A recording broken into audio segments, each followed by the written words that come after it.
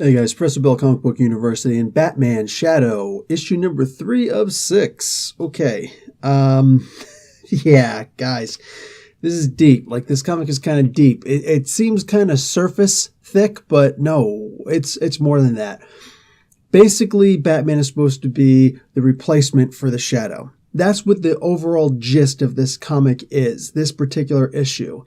But how we got to that revelation is pretty insane. Batman doesn't trust the Shadow, which is fine, but the Stag is going around killing all of Gotham's best, including Lamont Cranston. I mean, we're technically losing characters who have existed for the longest time. Guys, longer than Batman has existed, and I'm talking in the comics, all right?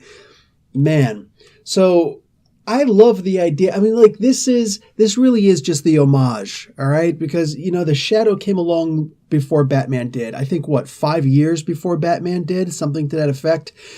It shows that there's, like, no animosity here. This character is basically saying, I'm passing the reins on to you. Now, they're not going to get rid of the Shadow. He's not going to just disappear after this. But the idea that we've got Batman dealing with the Joker, his arch nemesis, while the Stag is essentially the arch nemesis for the Shadow. Like, it's something that you'd expect, but not in this particular way. Seeing the way that the Stag deals with the Joker and all of his crazy antics and his, like, you never know what he's going to do next. Guys, just look at what happened recently in the very first issue of The War of Jokes and Riddles, right?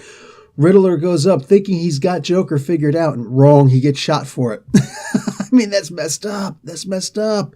So over here, when we see that Joker is doing his antics and he's got one of these sacrificial ceremonial daggers and all this crazy stuff, and he's just moving the things he moves, and literally the Stag just sits there and doesn't move. I am an honest signal. Like, that's just creepy. I mean, what's more dangerous to you? The Joker or the character that just will not be moved until he or she or it decides to move towards you? I mean, they're both kind of terrifying, you know? You don't want to mess with either. Man, this is a really good comic, man. And we see that the Joker is being promised to go to Shamba-la if he can help kill Batman. And it's not just the idea of killing Batman. He's got to be sacrificed. He's got to be sacrificed because he's the last good man in Gotham. The last good man who, by the way, has to be sacrificed by the Stag. So this is insane. I could not look, when I saw that this comic was coming out and when I bought the first issue, I couldn't have known that they were going to bring it to this level. All right, just maybe I'm getting too excited over this, but that's kind of what I do. Guys, I'm giving this comic an A. Seeing the interactions between these four characters is one thing, but on top of that, getting a backstory for Alfred and that little tidbit that's in his past, which you gotta read to get. Holy crap, that is awesome. And I'm hoping that one of these days, meaning one of these issues, maybe issue 6, maybe that scene that happened to Alfred will actually be explained by the Shadow. Because just, wow. I love how all of this stuff is coming together.